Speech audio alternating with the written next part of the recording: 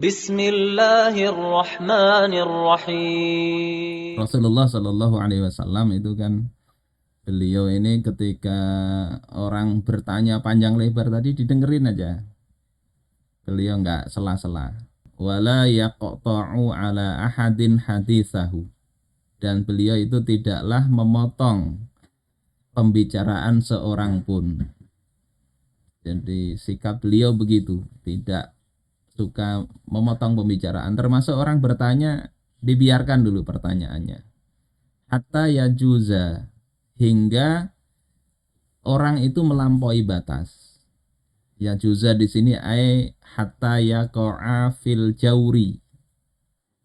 Kalau sudah ngomongnya ini nggak beres, nggak bener, ya ayak ta'uhu binahyin, beliau potong itu omongan itu dengan larangan, au qiyamin, atau beliau itu berdiri. Jadi bukan kemudian orang itu ngomong semau-maunya beliau diem aja, enggak.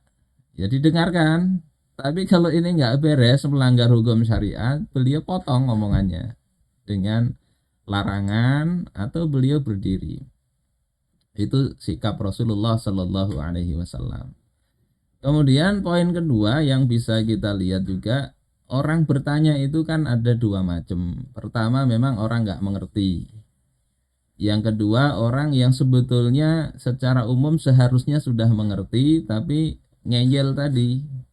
Maka kalau orang-orang yang tadi terlalu bertanya yang enggak-enggak itu, di Al-Quran itu la tas'alu an asya'a in tubdalakum tasukum. Janganlah kalian itu bertanya tentang sesuatu yang kalau itu dijawab pertanyaan itu akan membuat kalian enggak baik. Jadi sampai hal detil-detil ditanya yang setelah dijawab itu jadi memberatkan diri sendiri.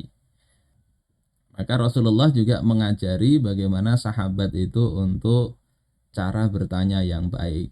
Ini penting begitu. Nah kalau ada kemudian di antara majelis atau di kelas itu yang bertanya macam-macam, misalnya berkorban pakai roiko saja, karena roiko juga mengandung sapi.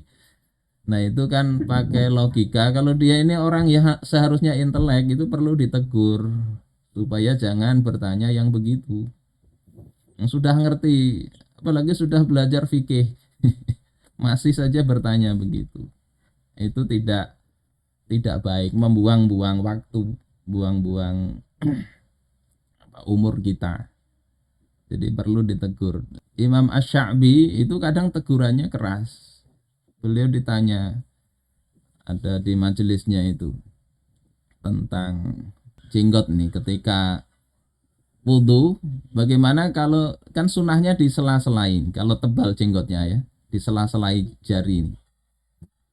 Kalau tebal sekali dan khawatir ini tidak basah, bagaimana kulit di jenggotnya itu? Maka kata Asy-Sya'bi, ya engkau rendam saja satu malam. Ini kan jawaban nyelekit ya, nyelekit. Ada pertanyaan, bagaimana hukumnya makan daging setan, lahmus syaiton? Dan coba itu kita baca di kitab-kitab itu, ulama itu kadang menghadapi begitu, dan jawaban Imam Asy-Sya'bi itu kadang nyelekit-nyelekit begitu. Pasti yang bertanya itu nggak enak lah mendengarnya. Imam Abu Hanifah ditanya, kalau aku mandi di sungai, lepas baju, arah mana yang paling afdal aku itu menghadap? Kan ada ketika kayak buang air ya di alam semesta yang terbuka itu kan nggak boleh menghadap kiblat. Afdalnya menghadap kemana? Kalau aku telanjang mandi di sungai, kata Imam Abu Hanifah, engkau itu menghadap saja ke arah baju engkau supaya nggak dicuri orang.